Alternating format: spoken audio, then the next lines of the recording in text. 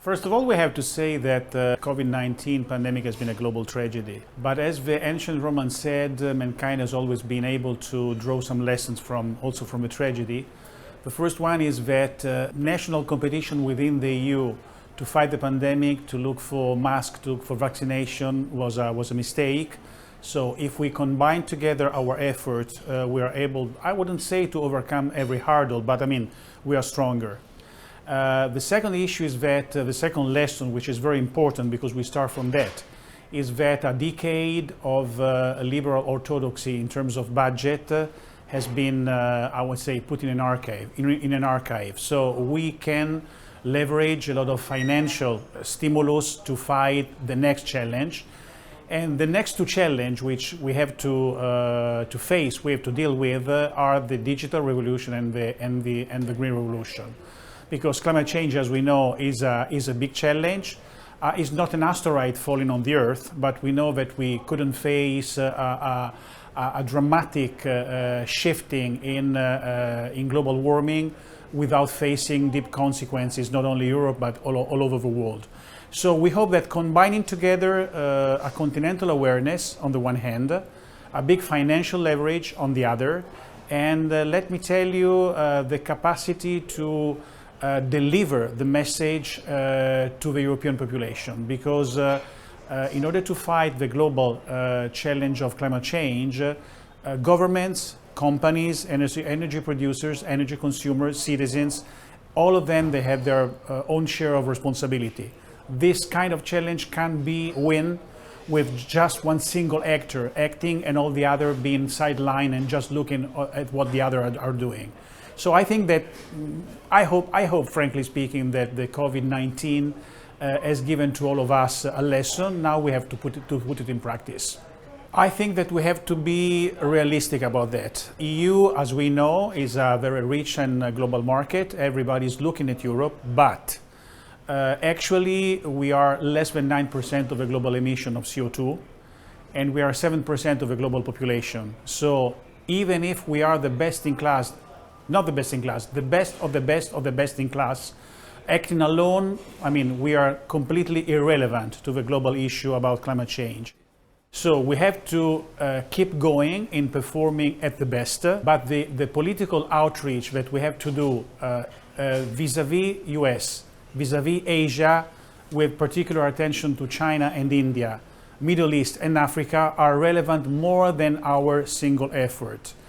Looking at the relation with the US, we have to be, pragmatic in that. So on the one hand, the Biden administration coming back on stage and putting again the United States on the Paris Agreement is a good fact. But let's not forget that after the many statements made by Special Advisor John Kerry and the President, US are still reluctant in taking some real promises about their carbon neutrality. They are making reference to their emission not at 1990 but at 2000, which is actually downsizing their pledge. They are not ready to be involved in carbon pricing as we are. So at the end of the day, we need to have with them a level playing field which is on an equal footing, and this is not the case. China is a big enigma. Because we know that on the one hand they are on the front line in installing new renewable capacity every year. They are making really record numbers. On the other hand, they are still producing so much electricity and so much energy in their primary energy demand with coal, which is, on the other hand, is vanishing all their efforts that they are doing on renewables. So they are really a two-faces country. And let's not forget that Asia is not only done by China. China is 1.3 billion people, but Asia is 4.5 billion people.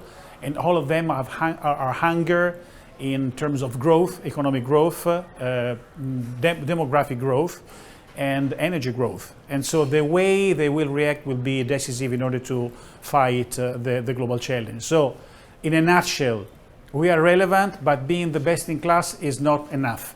My hope is that we will be able to spend at least 50% of our political capital in persuading the others, not only the Europeans. We will see in the next 18 months, I would say, if the ambitions from the EU will be concretely put on the ground with the Fit for 55, the enormous, the big new legislative package that Brussels has, started with. But let me tell you that the big ambition which lies behind this Fit for 55 is the interconnection among different sectors. And you can't succeed in one dossier if you're failing on another one. So on the one hand, it's about reforming the emission trading system, the ETS market, but you can't do it alone, because otherwise you have the CO2 price going up to 60 or 70 euros as it is today, and you have the average CO2 price in the world being at $2. And so, we are simply put out of the competition, all the European industry. Then technology is one of the key variables. We are investing a lot, but we hope to have breakthrough technologies in the last part of this decade. Otherwise, many of the recipes that we envisage in the Fit for 55 and the IEA scenario net zero will not be reached. So what is really needed is a piece of luck and a lot of goodwill to implement all the single issues of a package. And what we need is to be really clever in making people understand, letting people understand that winning the climate change issue is not an issue devoted to energy company or to governments. It's about changing our lifestyle, is about changing our way of consumption, because never forget that not only in Europe but also in the world there will be winners and losers. Usually those who have more knowledge and more money will be more ready to change and modify their lifestyle. And it's not by coincidence that those who have less money and less knowledge are those who will risk to lag behind. And we have already seen the Gilets jaunes in France, and we have to be aware that we will face a lot of social tension about changing our lifestyle in order to win the climate change issue. Thank you.